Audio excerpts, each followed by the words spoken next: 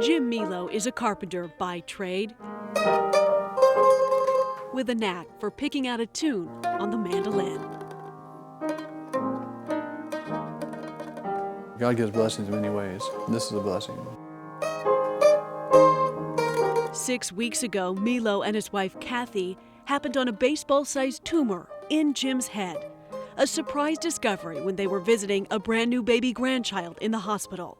It was very terrifying, but we knew that God was with us in all of this. He led us all the way. Stage 4 glioblastoma, a malignant brain tumor made entirely of brain cells and located in an area many consider untouchable.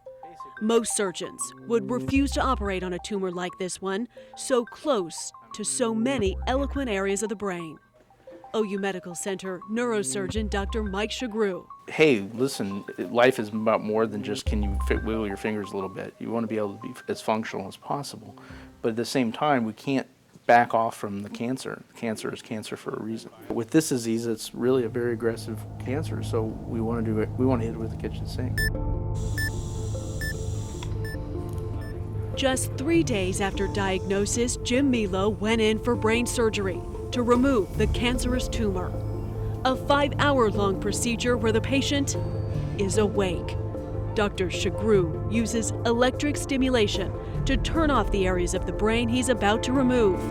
He depends on the patient's awake response to steer clear of areas of essential function. The truth is that when you do surgery in the brain, there aren't a lot of landmarks. There's nothing telling you, hey, by the way, it's all a big white blob. And so, by the way, that's a bad thing. Your only guide is really playing the mandolin. You know, hey, listen, can they still function with this part of the brain deactivated or removed?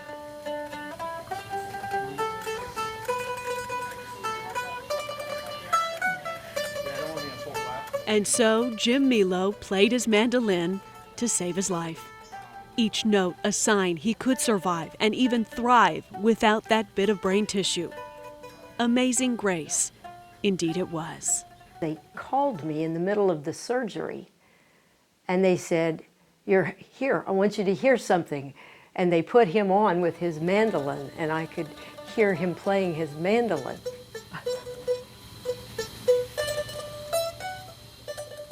Jim played and counted and read these picture cards to demonstrate brain function during surgery, while Dr. Shagru and his team worked to make sure he walked out of the hospital just as he walked in.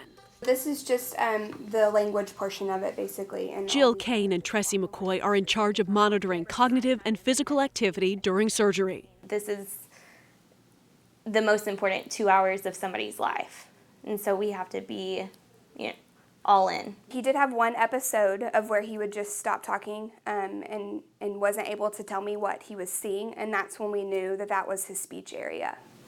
Don't cut it out. Right. So, how's everything going? Well, so far so good. Okay. Jim went home just a few days good. after Important thing to surgery do. with no remarkable side effects. Dr. Shagru removed 99% of the mass. And because of the aggressive attack, they are hopeful chemotherapy will destroy the rest. Awake surgery is high-risk, stressful surgery by definition because the whole reason you're keeping someone awake is you're taking it out of an area that you're not supposed to be in. So it's risky. I mean, there's no other way around that. But what it allows us to do is to not quit, not give up. We're going to try. Try they did, successfully carving out a tumor that is universally fatal. I think it's left me in good shape. So this duet can go on one more verse. Allie Meyer, News Channel 4.